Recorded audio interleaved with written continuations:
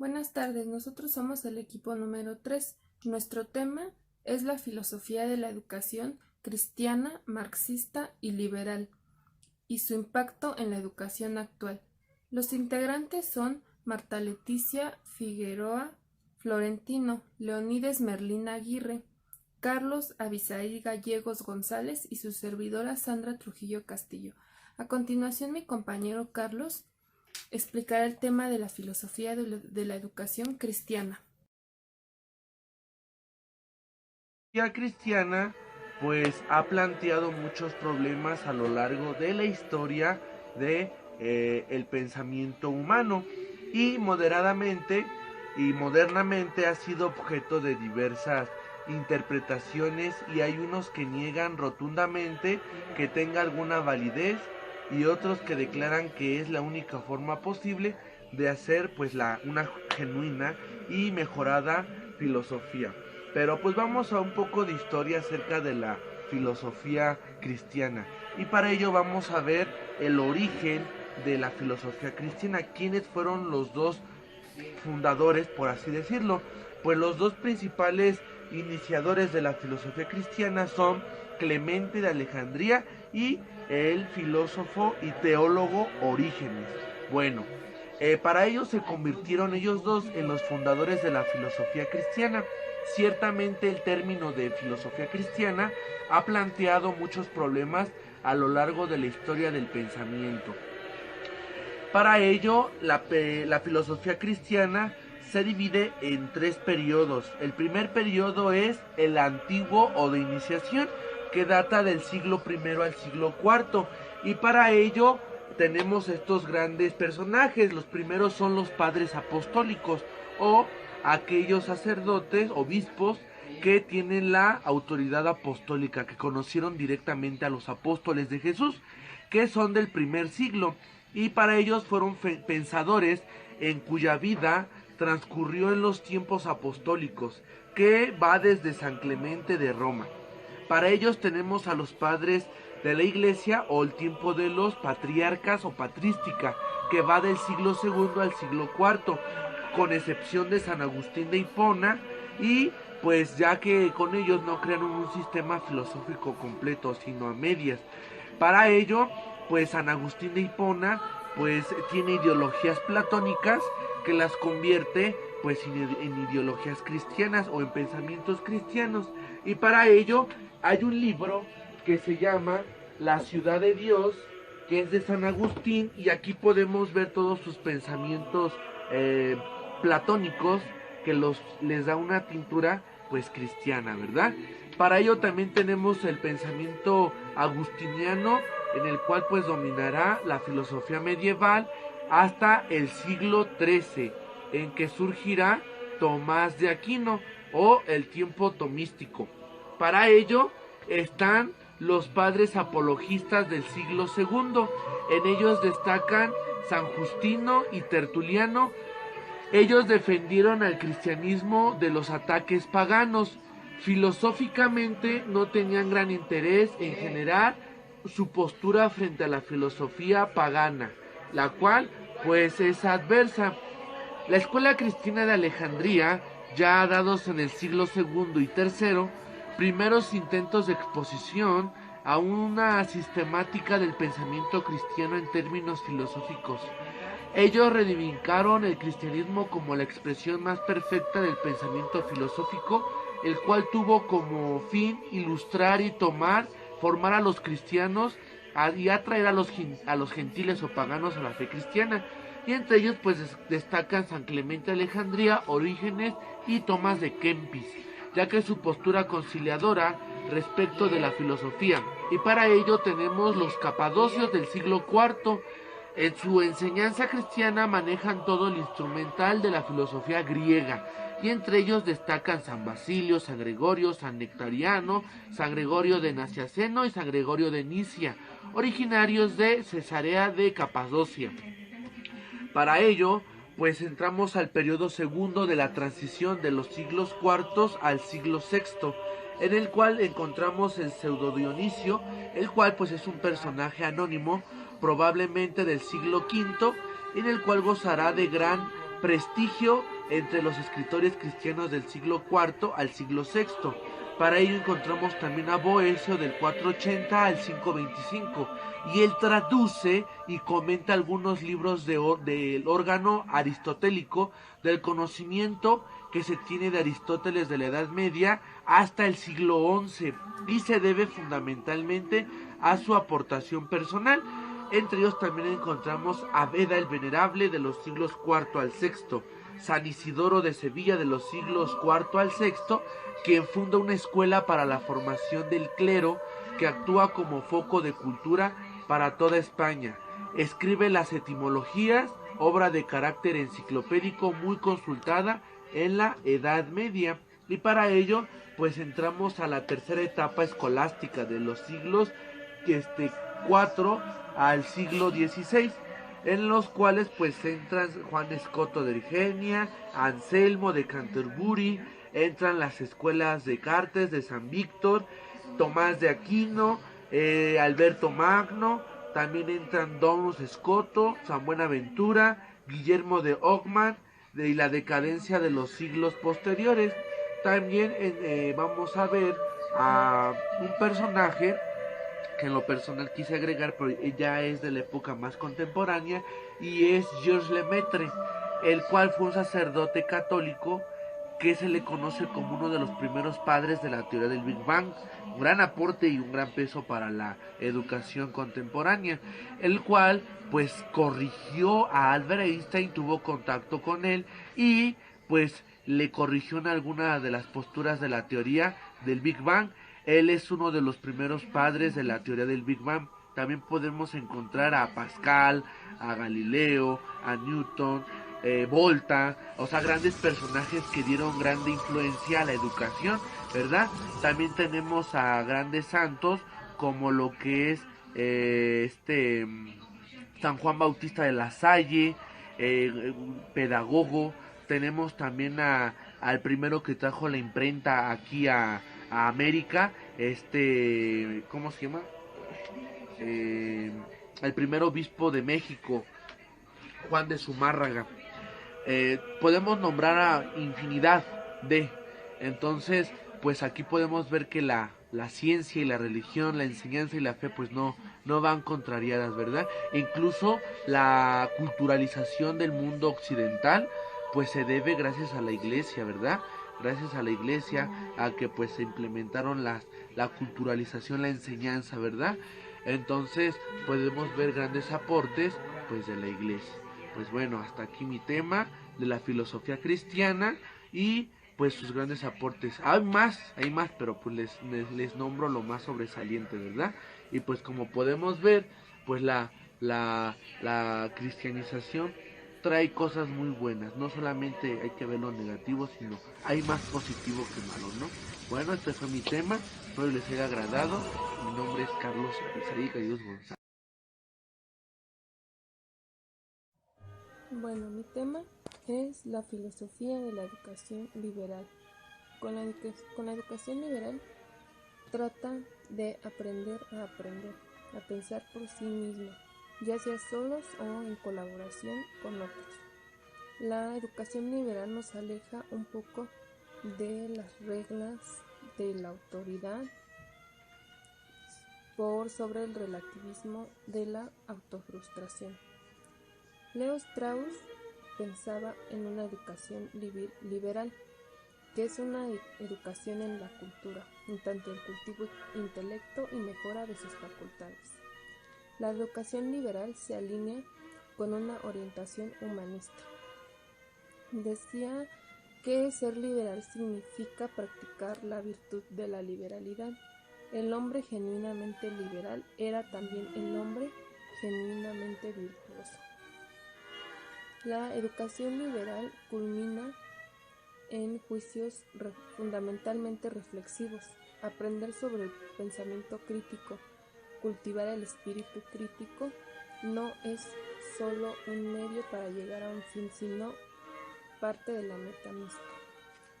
Las personas que tienen un pensamiento débil, que tienen un pensamiento más retraído, más cerrado, son no se consideran personas educadas liberalmente. A pesar de que tengan un grado académico elevado, no pueden ser personas que tengan una mentalidad liberal. Para ser una persona libre y responsable, debe ser capaz de poder tomar decisiones racionales y no forzadas. Una persona que no puede pensar críticamente no puede tomar decisiones racionales. Para hablar un poco del liberalismo, aquí puede entrar el filósofo John Locke, que era el padre del liberalismo clásico. Decía que la libertad será aquella condición en la que cada uno ordena sus acciones y dispone sus posesiones. Locke decía, las leyes se hicieron para los hombres y no los hombres para las leyes. Locke era un filósofo que apoyaba mucho el liberalismo en las personas. Tenía distintas teorías donde apoyaba el liberalismo tanto social, educativo, económico, político, y pues tenía obras muy importantes sobre el liberalismo.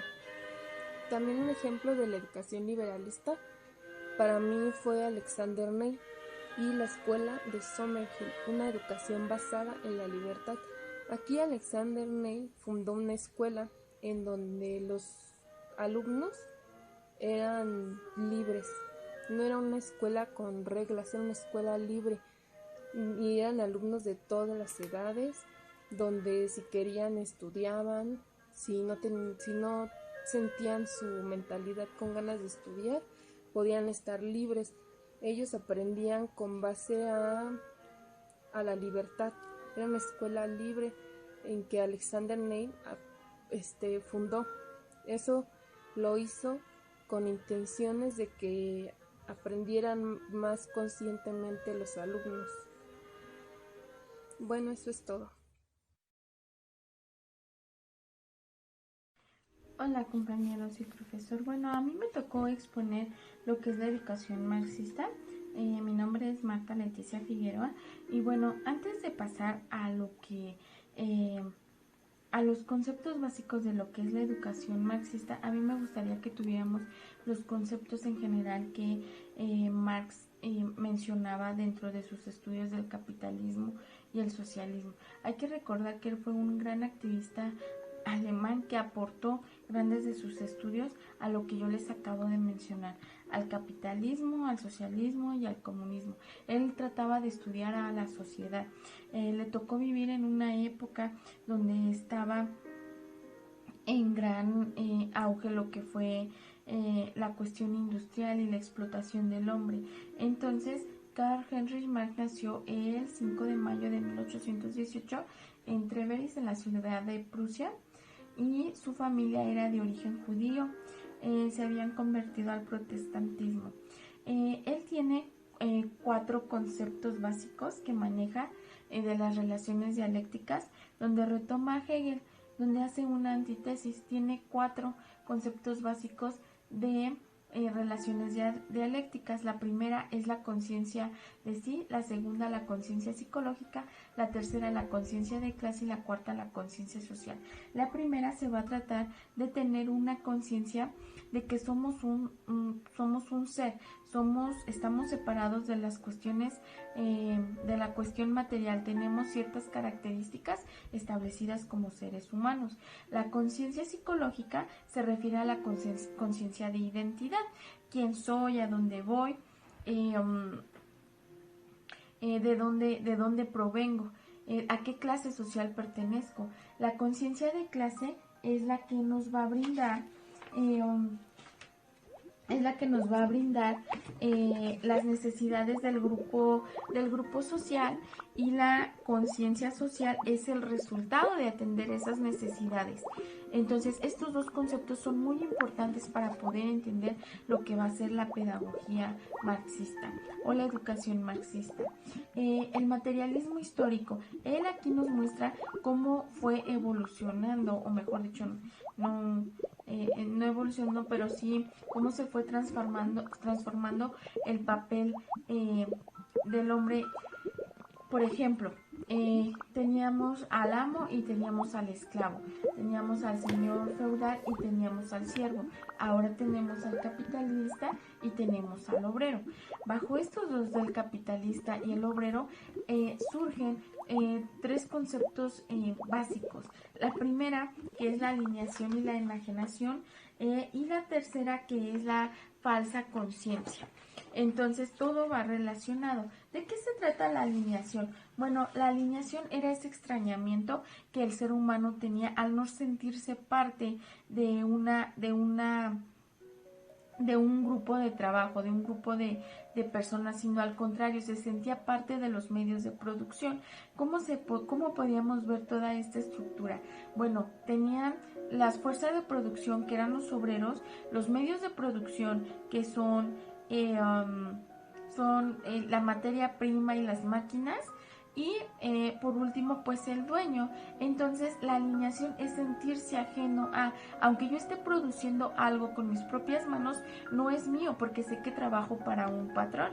Entonces eso era la alineación.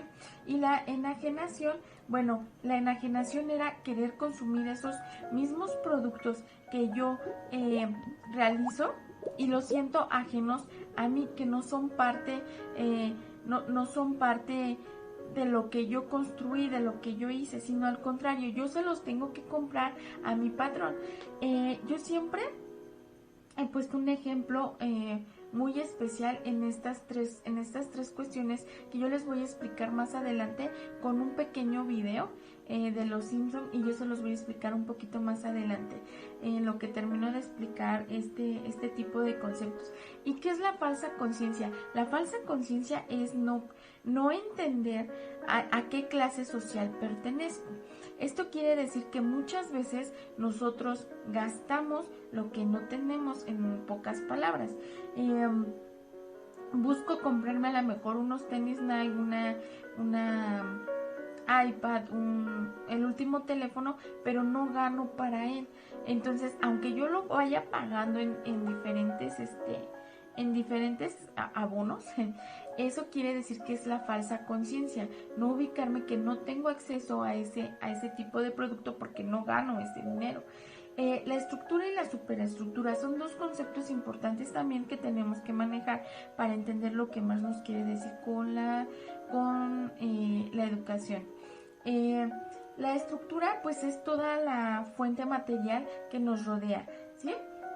Puede ser la fábrica, puede ser la maquinaria, los materiales textiles, toda esa es la estructura. Y la superestructura pues es decir, es el conjunto de elementos de la vida social. Pueden ser las formas jurídicas, las políticas, las artísticas. En una sola palabra es la ideología de la empresa, la ideología de la escuela, la ideología de básicamente del lugar en el que trabajo, la ideología de mi familia, etcétera, etcétera. Él también manejó otro concepto muy importante que se llama el comunismo. El comunismo es un sistema político y un modo de organización socioeconómica caracterizado por la propiedad en común de los medios de producción, así como la inexistencia de clases sociales de un Estado. ¿Qué quiere decir esto? Este es el concepto y la definición que Marx nos da. Esto quería decir que todos teníamos que ser iguales. Pero también varía un poco el concepto porque también no todo puede ser de todos. O sea, lo que Marx decía es que sí podías tener ciertas cosas, la propiedad privada o ciertos bienes, pero no a costa de la explotación del hombre, no a costa de la explotación del obrero. Era lo que él quería decir, que el obrero no se sintiera ajeno a lo que él producía, que no tuviera esa conciencia en sí de no pertenecer a alguna clase social. En este video que yo les hablé durante las diapositivas, podemos ver un ejemplo claro de lo que es la alineación y la enajenación. Y un video que está grabando que están produciendo fotografías y muñecos de peluche a base de lo que sea. Sí, era lo que más decía al capitalista. No le interesa, incluso hasta violar las leyes de la naturaleza o cualquier tipo de recursos para él poder crear lo que a él le gusta. Por eso en este momento aparece el oso panda, aparece de una manera sarcástica el delfín, porque pues no le importaba, lo importante era producir. Y aquí se ve cómo los trabajadores parecieran que son máquinas, son los medios de producción, son los que están fabricando discos, peluches, fotografías, etcétera, etcétera. Entonces, con este video y otro rasgo muy importante, pues bueno, son los rasgos asiáticos que tienen, ¿no? Muy en común. Si nosotros checamos nuestras prendas, la mayoría son de Vietnam, India, Bangladesh, porque allá la mano de obra es muy barata y por lo tanto el capitalista pues tiene y obtiene una mayor plusvalía, que es ese porcentaje de ganancia que tiene por lo que él paga de la mano de obra. Entonces, ¿qué tiene que ver la educación aquí con Marx? Bueno, él apenas se abordó el tema, pero es muy importante. ¿Qué quería decir? Bueno, que la clase obrera tenía menos posibilidades de tener un acceso a la educación y por lo tanto no estábamos hablando de una igualdad dentro de la sociedad. Entonces, era de alguna forma completamente pues desigual, ¿no? El sistema educativo favorecía siempre a las clases altas y aparte esto siempre conllevaba a una desigualdad, como les acabo de mencionar, y necesitábamos una educación integral.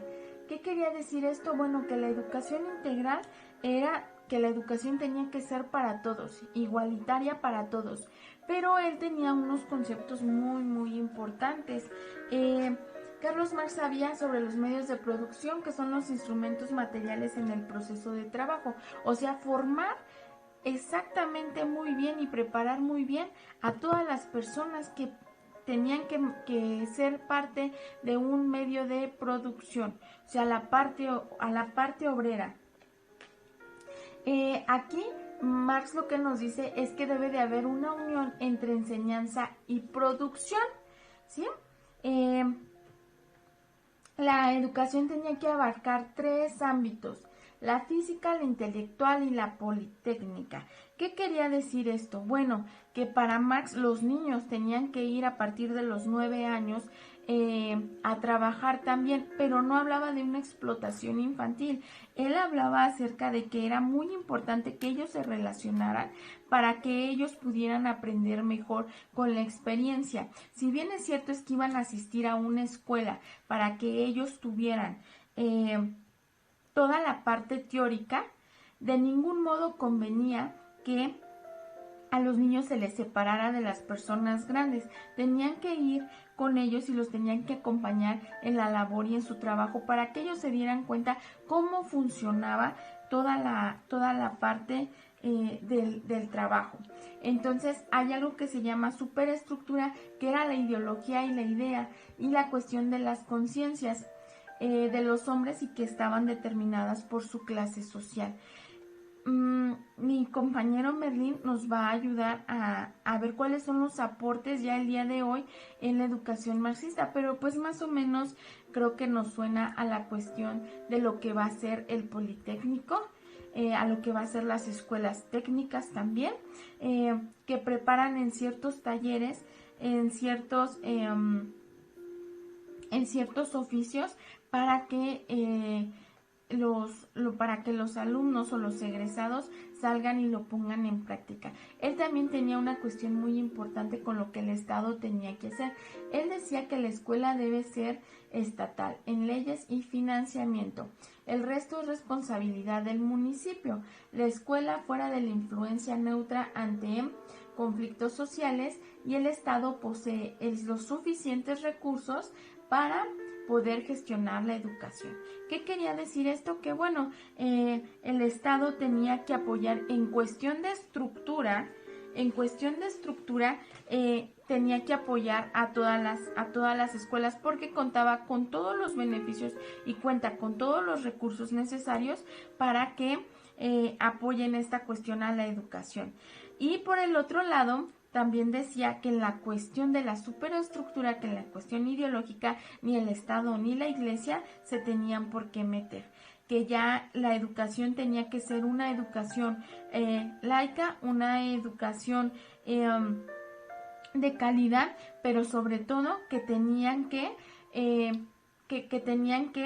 tener tanto la parte teórica como la parte práctica, ¿no? Tenían que cimentar buenos conocimientos dentro de las aulas, pero que eso no lo era todo. Ellos tenían que salir a poner en práctica todos esos conocimientos que ellos adquirían dentro del aula. Ellos tenían que enfrentarse a una realidad y así era como el ser humano se iba a dar cuenta en realidad de estas dos conciencias que yo les expliqué al principio, lo que era la conciencia social y la conciencia de clase. Primero ver cuáles son las necesidades que tiene mi sociedad para después poder cubrir esas necesidades que tiene la sociedad.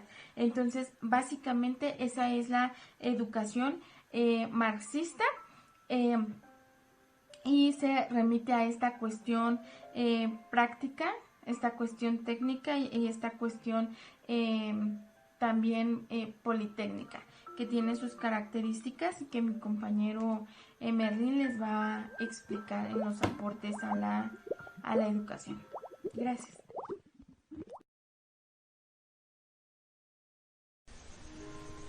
Buenas noches, compañeros. Vamos a hablar, retomando el tema que nos propone la filosofía de la educación.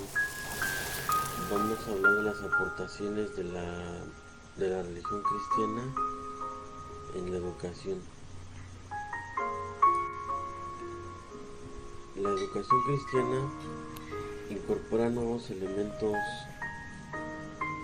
culturales y lo relevante de esta nueva pedagogía es la importancia que toma la figura de Cristo, pues es tomado como modelo de la vida humana, y a este proceso histórico de la formación y educación cristiana se le conoce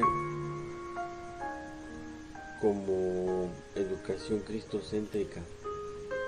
Este término expresa un tipo de educación conforme a la vida de Cristo, es decir, una educación que hace de la figura de Jesús la esencia principal de la existencia del ser humano.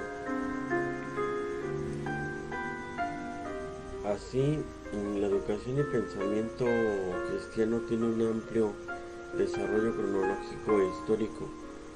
Su evolución pasó no solo por diferentes momentos, sino también por actuaciones diferentes y variadas. Un ejemplo de ello son las aportaciones de tres religiosos que a continuación les vamos a dar a conocer.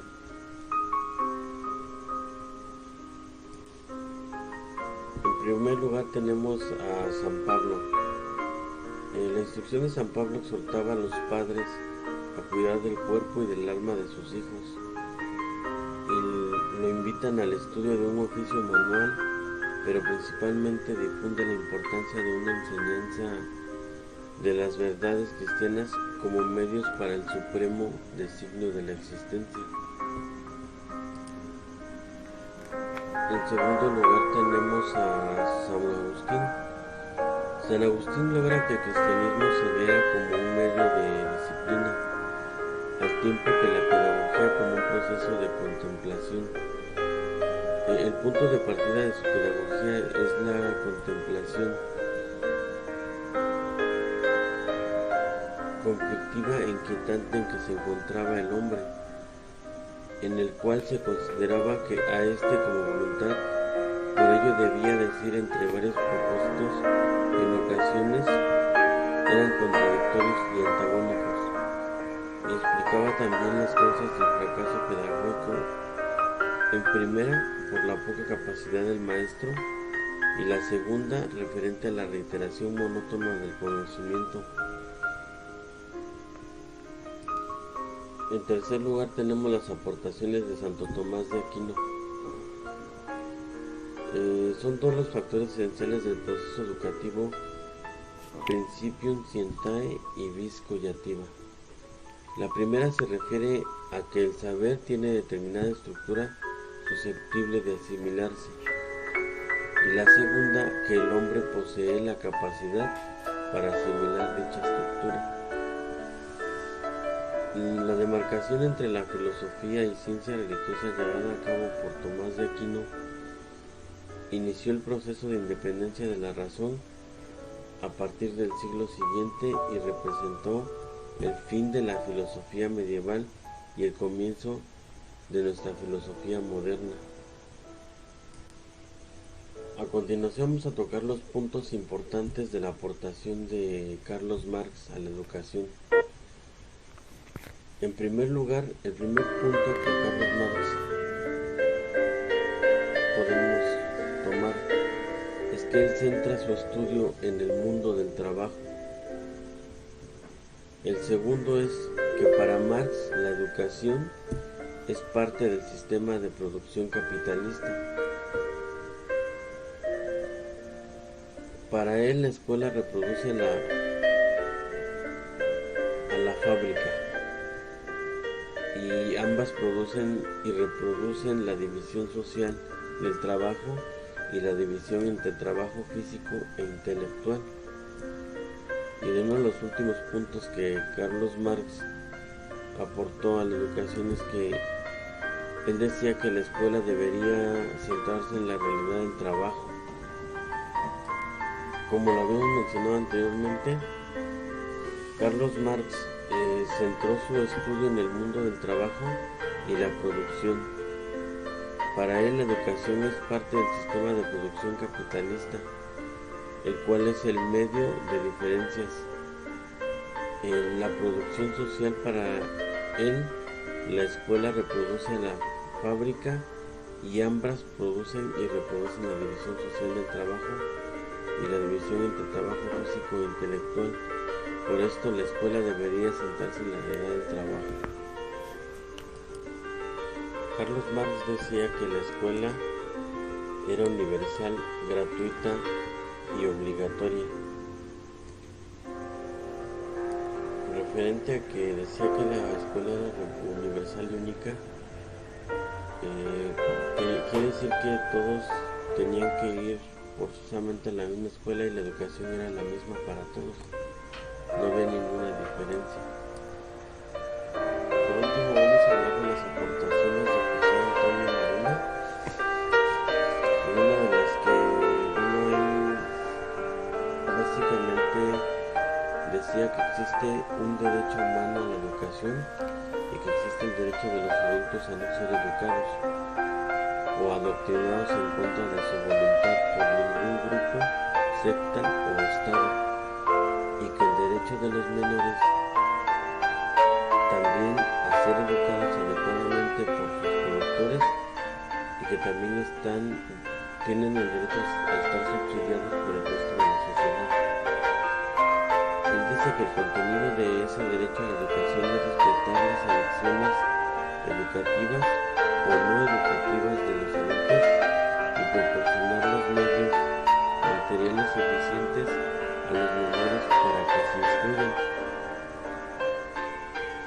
Otra de las características que él tiene es que dice que la manera más justa y eficiente que se puede poner en práctica para la educación es respetando las elecciones vitales de los adultos y la muy amplia variedad de metodologías pedagógicas y curriculares que permiten proporcionar una adecuada educación a los menores.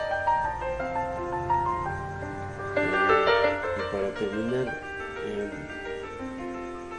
Antonio Marina dice que la consistencia cooperativa y competitiva de ese amplio abanico de metodologías pedagógicas no solo será el justo resultado de respetar el contenido de este derecho a la educación, sino el presupuesto institucional para descubrir descentralizada y evolutivamente cuáles son las metodologías más eficientes y exitosas.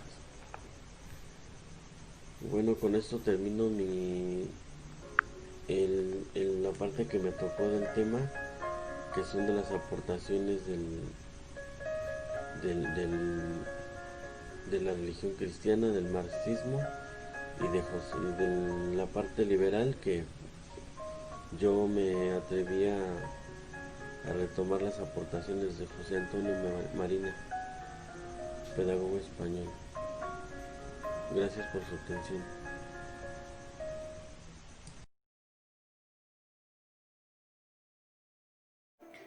Bueno, en conclusión, nosotros definimos que, así como mencionó mi compañero Carlos acerca de la educación cristiana, bueno, esta tuvo muchos aportes a lo que fue la educación. Si bien es cierto es que fue en un lapso muy difícil donde no se permitieron como generar otras ciencias, pero también nosotros creemos que la ciencia y la fe van de la mano. Se necesita tener una fe bien cimentada hasta para creer en uno mismo, no ligada con alguna religión, no ligada con alguna divinidad, pero sí la cuestión de la fe para crear ciertas cosas, para poder hacer ciertas investigaciones, etcétera, etcétera. Necesitamos como una fe bien cimentada. No podemos desligar la fe de la razón, ni la ciencia de la fe. Entonces, aparte de que hubo otras aportaciones, como mi compañero dijo, en la cuestión de la imprenta, con la teoría del Big Bang, en cuestiones académicas, nosotros creemos que el aporte a la educación está en esa cuestión del espíritu y del ser humano. En la cuestión liberal con John Locke, bueno, la aportación es a que el ser humano es libre de poder pensar lo que él decida. No necesariamente tenía que estar ligada ni con la iglesia ni con la cuestión de la razón, sino de la libertad de poder conocer del hombre, de poder conocer a través de las experiencias y no forzar ese conocimiento a lo que no sabes. Lo que yo no tenía mucho como premisa era que no podíamos forzar ciertos conceptos o ciertos aprendizajes, que el ser humano tenía un proceso para ir aprendiendo conforme a sus experiencias y no tenía por qué forzar ese conocimiento. En la cuestión de la filosofía marxista, lo que nosotros podemos ver es que, bueno, Marx, a partir del estudio que hace a la sociedad bajo todos estos conceptos de capitalismo, de socialismo y de igualdad, y de la abolición de las clases sociales, él, como aporte a la educación, nos muestra la igualdad en todas las instituciones, que no existe una diferencia de clases sociales o que precisamente no tengan nada más acceso a la educación las clases altas, sino que la educación sea para todas las clases, sean altas, medias o bajas. Todos tenemos derecho a la educación y a una educación de calidad que puede proveer el Estado bien de recursos para la cuestión de la estructura y así como de la infraestructura, tener una ideología que no esté ligada ni al Estado ni a la Iglesia. En el ámbito del estudio, él decía que tenía que trabajar, el ser humano tenía que trabajar en armonía con la cuestión del trabajo y con la cuestión teórica. Esto quiere decir que todo lo que aprendemos dentro de la institución, como los conocimientos que se pueden adquirir ahí, se tienen que llevar a la práctica por medio de la cuestión del trabajo. Entonces, básicamente, esas son nuestras conclusiones en general. Muchas gracias por haber escuchado nuestra exposición.